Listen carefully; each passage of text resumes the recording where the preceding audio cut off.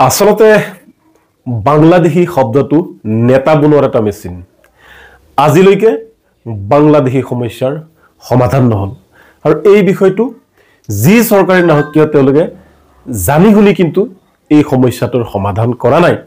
কাৰণ এই সমস্যাটো যদি জিয়াই ৰাখে তেতিয়া হলে তেওঁলোকে মুখ্যমন্ত্ৰী হ'ব পাৰিব মন্ত্ৰী হ'ব পাৰিব আৰু নেতা হ'ব পাৰিব প্ৰফুল্ল মহন্তৰ পৰা আৰম্ভ কৰি ডক্টৰ হিমন্ত বিশ্ব শৰ্মালৈকে এই বাংলাদেশী মিয়া ইত্যাদি শব্দবোৰে প্ৰাধান্য পাই আহিছে আৰু মানুহক আবেগিক কৰি তেওঁলোকে মানে ক্ষমতা দখল কৰাৰ যি ৰাজনীতি সেই ৰাজনীতি কৰি আহিছে এইবাৰ হয় এই সমস্যাৰ সমাধান কৰিম নহলে আমি নিজেই মৃত্যু হৈ যাম আমি বিদেশী বহিষ্কাৰ হোৱা বাংলাদেশী বহিষ্কাৰ হোৱাটো বিচাৰো কিন্তু এয়া কি চৰিত্ৰ আজি যি সকল লোকক সন্দেহযুক্ত বাংলাদেশী বুলি গ্ৰেপ্তাৰ কৰা হৈছে ডিটেনশন কেম্পত ৰখা হৈছে বা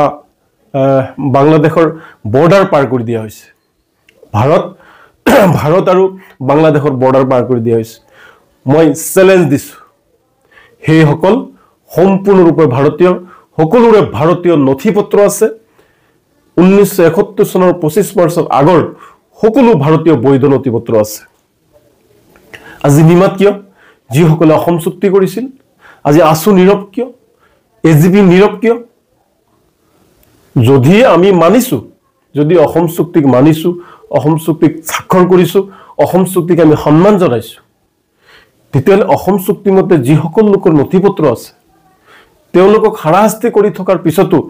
আমি নীৰৱ দৰ্শক কিয় আহক সকলোৱে মিলি জুলি এই সমস্যাটোৰ সমাধান কৰো মাথো মুছলমানক টাৰ্গেট কৰি এই যি এটা লীলা খেলা আৰম্ভ কৰিছে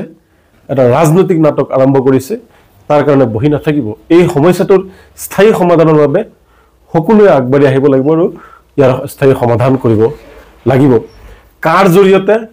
একাংশ প্ৰকৃত বাংলাদেশীক ৰক্ষণাবেক্ষণ দিয়াৰ চেষ্টা কৰিছে আৰু ভাৰতীয় মুছলমানসকলক টাৰ্গেট কৰি যি অত্যাচাৰ চলিছে সেয়া অমানৱীয় আৰু অগণতান্ত্ৰিক